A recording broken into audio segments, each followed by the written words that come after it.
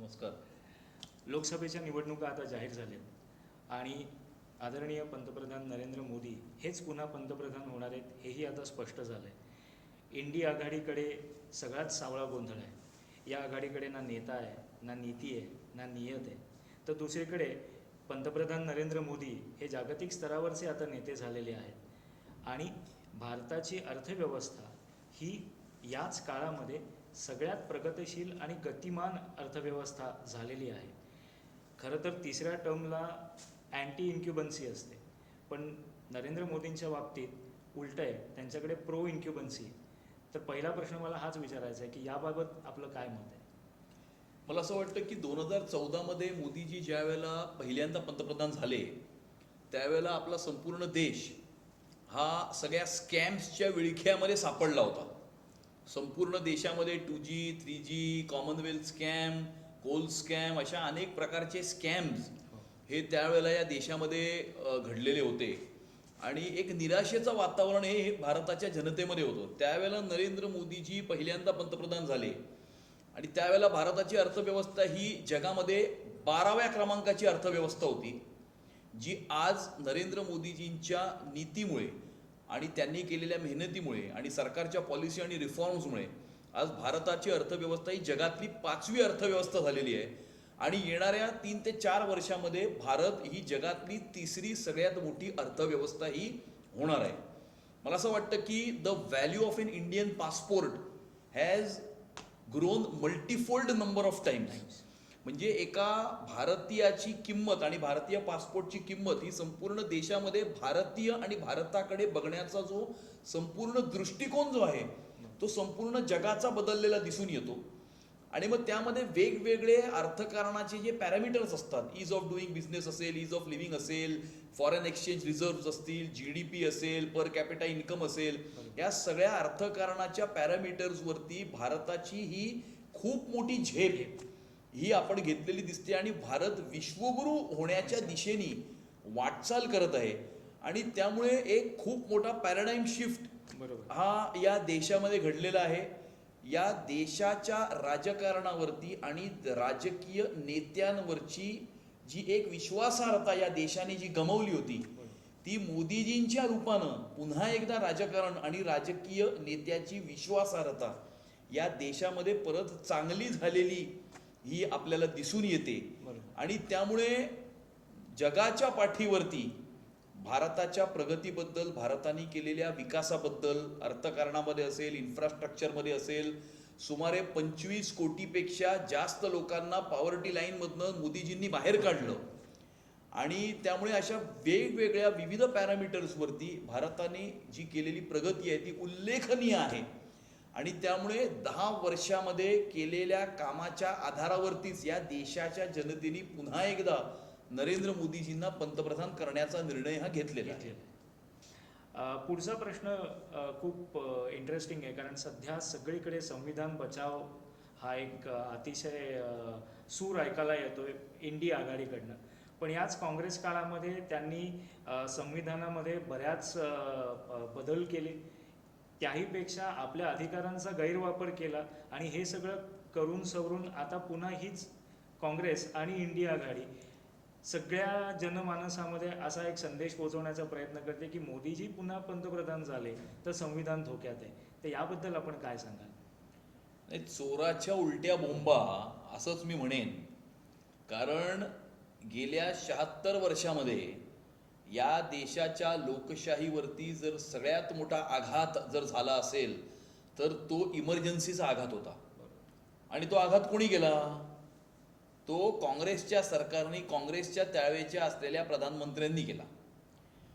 काँग्रेसने आतापर्यंत किती राज्य सरकार बरखास्त केली याचा हिशोब त्यांच्याकडे कोणी मागणार आहे का?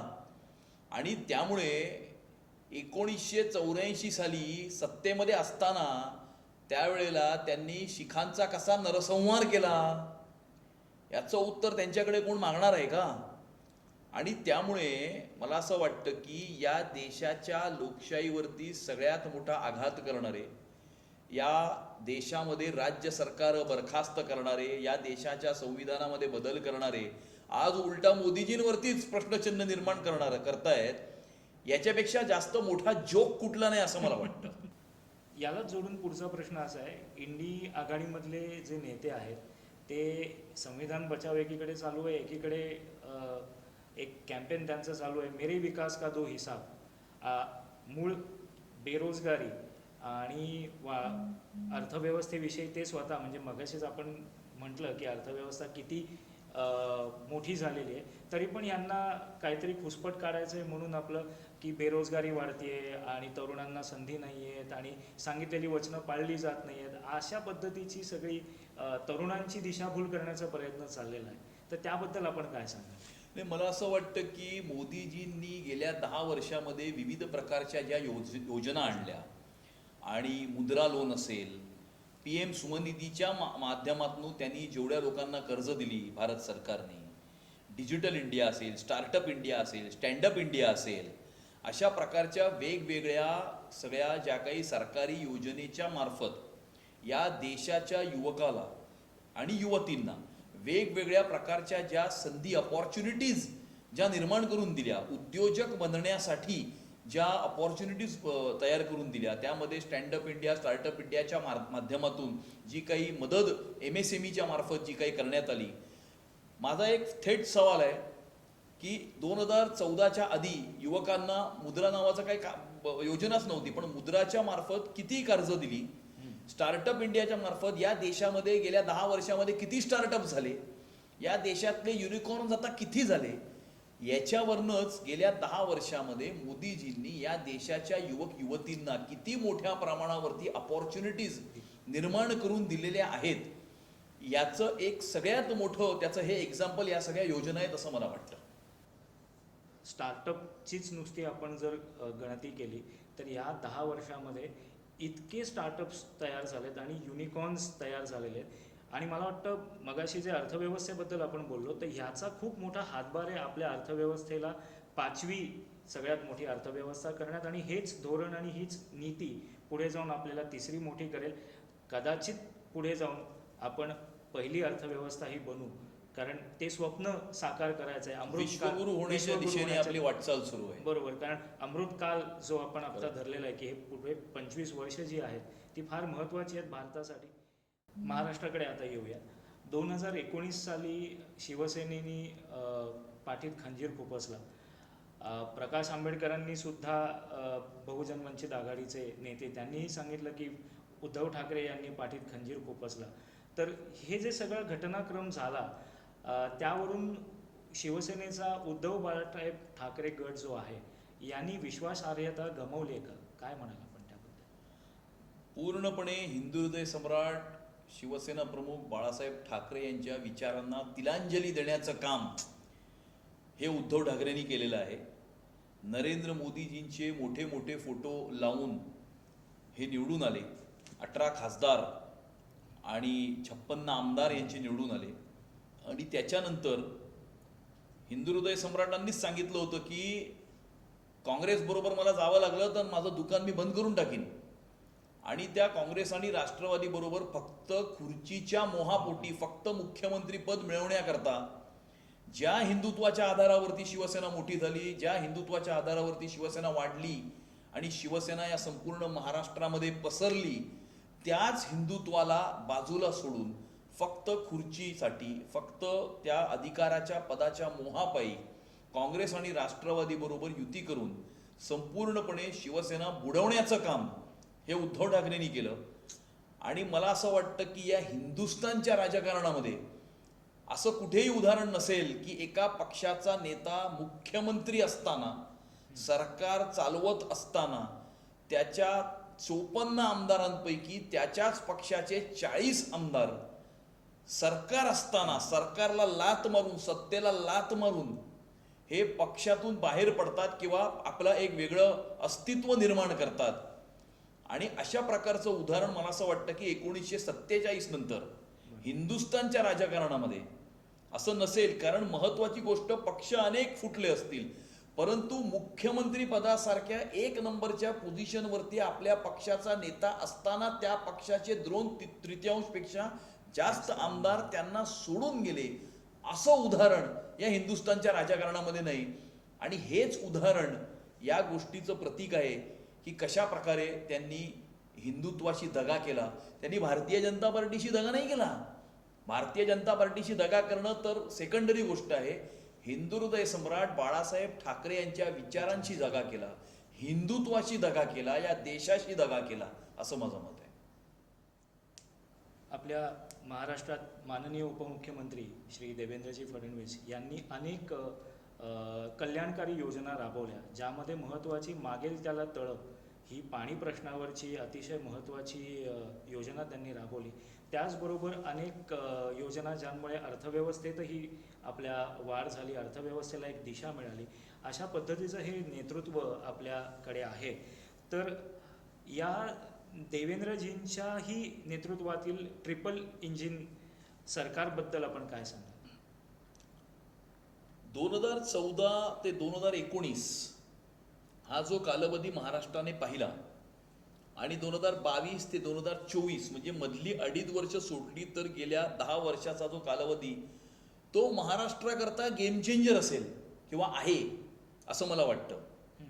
त्याच्यामध्ये जलयुक्त शिवारसारखी योजना असेल, मागेल त्याला शेततळं असेल, मुंबई समृद्धी महामार्गाचा प्रोजेक्ट असेल, वरळी ट्रान्सहार्बर लिंक अटल सेतू असेल, कोस्टल रोड असेल, मुंबई मेट्रोपॉलिटन रिजनमधली 325 किलोमीटरची मेट्रो असेल, अशा अनेक प्रकारच्या योजना राबवून 1960च्या नंतर मला असं वाटतं की महाराष्ट्राला लाभलेलं सर्वात उत्तम सरकार हे 2014 ते 2019 आणि 2022 ते 2024 हे सरकार आहे असं मला वाटतं. आणि महाराष्ट्राची घौडदौड ज्या वेळेला भारत विश्वगुरू होत आहे, तर ते म्हणतात ना की दिल्लीचे ही तख्त राखतो महाराष्ट्र माझा, आणि त्यामुळे खऱ्या अर्थानं दिल्लीचा तख्त राखण्याचं काम हे महाराष्ट्र सुद्धा, महाराष्ट्रामध्ये ज्या प्रकारे इन्व्हेस्टमेंट्स येते आहे, महाराष्ट्रामध्ये ज्या प्रकारे इन्फ्रास्ट्रक्चरचं काम होत आहे, आणि याच्यामध्ये म्हणजे मोदीजींचे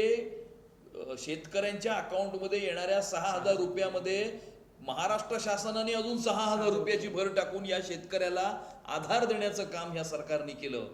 आणि त्यामुळे मला असं वाटतं की जो आपला देश जी प्रगती करत आहे किंवा मोदीजींच्या नेतृत्वामध्ये जी देशाची प्रगती झालेली आहे, त्यामध्ये खूप मोठा वाटा, सिंहाचा वाटा हा महाराष्ट्राच्या 7.5 वर्षाच्या सरकारचा आहे असं माझं मत आहे. यालाच धरून एक उपप्रश्न विचारावासा वाटतो. 1960 साली महाराष्ट्राची स्थापना झाली आणि महाराष्ट्राची स्थापना झाल्यापासून आजपर्यंत राज्य शासनाने, मग ते कुठल्याही सरकारचं असू दे, केलेली 3 सगळ्यात महत्त्वाची तुम्ही मोठी कामं सांगू शकाल?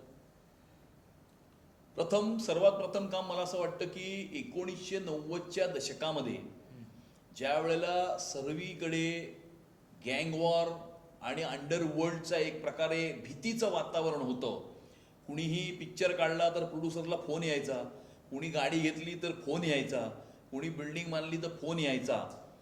तर राजकारणातलं गुन्हेगारीकरण आणि गँग वॉर संपवण्याचं काम हे त्यावेळेला महाराष्ट्राचे उपमुख्यमंत्री आणि त्यावेळेचे गृहमंत्री आदरणीय गोपीनाथजी मुंडे यांनी केलं. हे सर्वात मोठं महाराष्ट्राच्या जनतेला आश्वस्त करणारं पहिलं काम हे आहे असं मला वाटतं. त्याच सरकारमध्ये असलेल्या नितीन गडकरीजींनी या मुंबई आणि मेट्रोपॉलिटन रिजनमध्ये 56 उड्डाणपुलं बांधून ज्या प्रकारे ट्रॅफिक कंजेशन ईज करण्याचं काम हे गडकरीजींनी त्याच सरकारमध्ये असताना केलं. हे दुसरं काम मला वाटतं. आणि तिसरं 2014 ते 2019 आणि 2022 ते 2024 या कालावधीमध्ये आदरणीय देवेंद्र फडणवीस साहेबांनी जलयुक्त शिवार असेल, मुंबई नागपूर समृद्धी महामार्ग असेल, मागेल त्याला शेततळ असेल, coastal road, Worli Trans Harbour link, metro, अशा अनेक प्रकारची शेतीला आणि इन्फ्रास्ट्रक्चर महाराष्ट्राच्या बेटर करण्याचं काम जे केलं, ते मला असा अभिमान आहे की भाजपच्या 3 मोठ्या नेत्यांनी या महाराष्ट्र आणि मुंबई आणि मेट्रोपॉलिटन रिजन करता केलेली ही सगळ्यात मोठी 3 कामं आहेत. यालाच पुढचा प्रश्न असा आहे की मुंबई महानगरपालिका गेली 25 वर्ष शिवसेनेच्या ताब्यात आहे आणि तुम्ही शिवसेनेवर तब्बल 3 लाख कोटींचा भ्रष्टाचार केल्याचा आरोप केला आहे. तर नेमका हा घोटाळा काय आहे, काय सांगा? 1997 ते 2022 या 25 वर्षाच्या कालावधीमध्ये सलग शिवसेनेची सत्ता ही मुंबईच्या महानगरपालिकेमध्ये होती. सलग 25 वर्ष शिवसेनेचा महापौर आणि सलग 25 वर्ष शिवसेनेचा स्टँडिंग कमिटीचा चेअरमन हा मुंबईच्या महानगरपालिकेमध्ये होता. दर आठवड्याच्या स्टँडिंग कमिटीच्या 5% हे जगायचे आणि या प्रकारे त्याच्यामध्ये वेगवेगळ्या प्रकारचे स्कॅम्स हे त्यांनी या मुंबईच्या महानगरपालिकेमध्ये केले आणि त्यामुळे साधारणतः या देशामध्ये झालेला सगळ्यात मोठा भ्रष्टाचार हा मुंबईच्या महानगरपालिकेमध्ये झालेला 3 लाख कोटीचा भ्रष्टाचार हा त्यावेळेच्या शिवसेनेच्या माध्यमातून हा मुंबईच्या महानगरपालिकेमध्ये झालेला आहे. कॅगचं ऑडिट जे झालं होतं त्या कॅगच्या ऑडिटमध्ये सुद्धा याच्यातले अनेक गेल्या 2-3 वर्षातले मुद्दे हे त्या ऑडिटमध्ये आलेले आहेत. आणि सगळ्यात मोठी गोष्ट ही की ज्या वेळेला कोविडच्या काळामध्ये मुंबईची जनता होरपळत होती, 2-2 हजार रुपयाच्या रेमडेसिवीरसाठी मुंबईची जनता वणवण फिरत होती, त्यावेळेला हे ऑक्सिमीटरमध्ये पैसे खात होते, थर्मोमीटरमध्ये पैसे खात होते, बॉडी बॅगमध्ये पैसे खात होते, PPE किटमध्ये पैसे खात होते, कोविड केअर सेंटरमध्ये पैसे खात होते आणि खिचडीत सुद्धा पैसे खात होते. आणि त्या कोविडच्या भ्रष्टाचाराचा प्रतीक असलेला अमोल कीर्तीकर त्यांनी मुंबईमध्ये उमेदवार म्हणून दिलेला आहे. आणि त्यामुळे कोविडच्या काळामध्ये सुद्धा यांनी आपलं पैसे खाण्याचं कार्य जे आहे ते थांबवलं नाही. आणि अशा प्रकारे देशामध्ये सगळ्यात मोठा झालेला भ्रष्टाचार हा शिवसेनेच्या त्यावेळेच्या शिवसेनेच्या माध्यमातून झालेला आहे. आता यात भर म्हणून उद्धव बाळासाहेब ठाकरे गटाचे म्हणजे शिल्लक सेनेचे प्रवक्ते व प्रमुख सल्लागार परमज्ञानी संजय राऊत, ज्यांना तुम्ही महाराष्ट्राच्या राजकारणातील जोकर असं संबोधित केलं आहे. रोज सकाळी उठायचं, काहीतरी बोलायचं, माध्यमांसमोर येऊन आपलं चमकोगिरी करायची. तर या व्यक्तीमुळे महाराष्ट्रातील राजकीय गणितं विस्कटलेत आणि सगळी परिस्थिती बिघडली असं वाटतं आपल्याला. महाराष्ट्रातल्या राजकारणाच्या विदूषकाबद्दल चर्चा करून आपण आपला वेळ वाया घालू नये अशी माझी आपणाला विनंती आहे.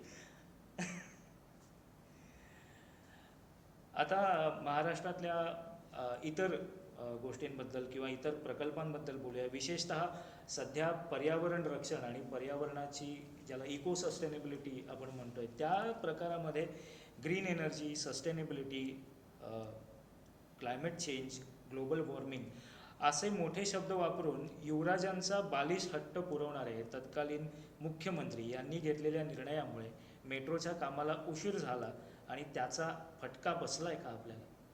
नाही, त्याचा नक्कीच फटका बसला आणि कामामध्ये उशीर झाला. 10,000 कोटीपेक्षा जास्त त्या कामाची प्रोजेक्ट कॉस्टही वाढली. आणि या ग्रीन एनर्जीमधला G आणि क्लायमेट चेंजचा C ह्याच्यापैकी काही त्या युवराजाला कळत नाही असं माझं मत आहे. कारण हे जर कळलं असतं तर त्यांना हे कळलं असतं की 2,700 झाडांकरता त्यांनी जो बाऊ केला मेट्रोच्या कारशेडचा, 2,700 झाडं जितकं कार्बन सिक्वेस्टेशन एका वर्षामध्ये करतात तितकं कार्बन सिक्वेस्टेशन 2,086 किलोमीटरची मेट्रो ही 60 दिवसामध्ये करते. त्यामुळे हे कॅल्क्युलेशनच त्यांना कळलं नाही. आणि म्हणून मी जे सांगतोय तुम्हाला की त्याला क्लायमेट चेंजचा C आणि ग्रीन एनर्जीचा G कळत नाही. फक्त राजकारणासाठी, बालाहट्टासाठी, स्वतःचा इगो पुरवण्यासाठी त्यांनी हा विषय लावून धरला आणि मेट्रोचा प्रोजेक्ट डिले केला आणि मुंबईकरांवरती जसा गेले 25 वर्ष करत आले आहेत तशाच प्रकारे पुन्हा एकदा अन्याय केला. भ्रष्टाचाराचा कोविड या संकल्पित पत्रकामध्ये कोविड काळात महानगरपालिका, तेव्हाचे राज्य सरकार यांच्याकडून झालेले अनेक घोटाळे, अनियमित कामकाज याचा खुलासा केलेला आहे. मेलेल्या माणसाच्या ताळूवरचं लोणी खाणं ही हीन मानसिकता समाजाला निश्चित घातक आहे. ही परिस्थिती जी एकंदरीत आता दिसते ही सुधारण्यासाठी मग आपल्याला काय उपाययोजना करायला लागतील किंवा कसं पुढे वाटचाल करायची आपण, याबद्दल आपण काय? मला असं वाटतं की शेवटी ही परिस्थिती सुधारवण्याचं काम हे मुंबईकर जनतेलाच करावं लागेल. आणि त्यामुळे येणाऱ्या ज्या महानगरपालिकेच्या निवडणुका आहेत त्या निवडणुकांमध्ये गेली 25 वर्ष मुंबईचा कोपरा विकून खाणाऱ्यांना हद्दपार करणं हेच मुंबईकर जनतेला करावं लागेल. आणि ते मुंबईकर जनतेने करायचं ठरवलेलंच आहे. आणि मला असं वाटतं की तेच त्याचं सगळ्यात मोठं उत्तर ठरेल. पक्ष व घर फोडण्याचे मास्टर असलेले शरद पवार यांच्या मांडीला मांडी लावून बसलेले उद्धव ठाकरे भाजप पक्षावर पक्ष फोडल्याचा आरोप करतात आणि भाजप बाहेरून नेते आयात करतंय असं त्यांचं सततचं रडगाण आहे. याविषयी आपण काय म्हणाल? असं आहे की मी जसं मगाशी म्हटलं की त्यांनी थोडंसं आत्मचिंतन केलं पाहिजे की राज्याच्या एक नंबरच्या अधिकाराच्या पदावरती बसून सुद्धा स्वतः मुख्यमंत्री असताना त्यांच्याच पक्षाचे 53 पैकी 40 आमदार त्यांना का सोडून गेले. त्याचं उत्तर हे आहे की आधी जय भवानी जय शिवाजीच्या घोषणा ज्या आहेत त्या गुंजायच्या. ते जेव्हा यायचे त्यावेळेला जय भवानी जय शिवाजीच्या घोषणा आपल्याला ऐकू यायच्या. आता हल्ली कोणत्या घोषणा ऐकू येत आहेत तो महाराष्ट्र बघतोय. आणि त्यामुळे हा जो युटर्न घेतलेला आहे ना त्यांनी, हा युटर्न घेतल्यामुळेच त्यांची ही परिस्थिती निर्माण झालेली आहे.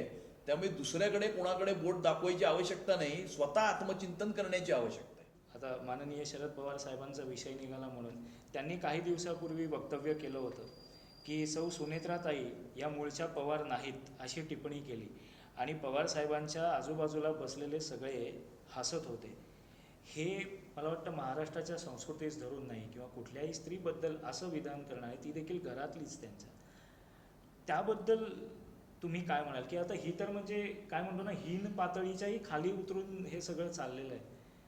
मला असं वाटतं की ही महाराष्ट्राच्या संस्कृतीला आणि संपूर्णपणे लाजिरवाणा अशा प्रकारचं हे स्टेटमेंट आहे. मला वाटतं की शरद पवार साहेब एक ज्येष्ठ नेते आहेत, परंतु कुठेतरी निराशेपोटी अशा प्रकारे त्यांनी काहीतरी स्टेटमेंट केलेली आहे असं माझं मत आहे.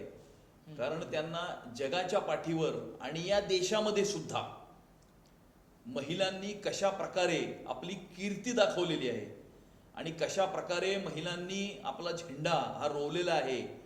मग ते राणी लक्ष्मीबाईपासून सावित्रीबाई फुलेंपासून अहिल्याबाई होळकरांपासून ते आत्तापर्यंत कल्पना चावलापासून अनेक उदाहरणं मेरी कोमची असतील, अनेक उदाहरणं म्हणजे मी नावं घ्यायला गेलो तर उद्याची सकाळची पहाट उजाडेल, परंतु ती नावं संपणार नाहीत.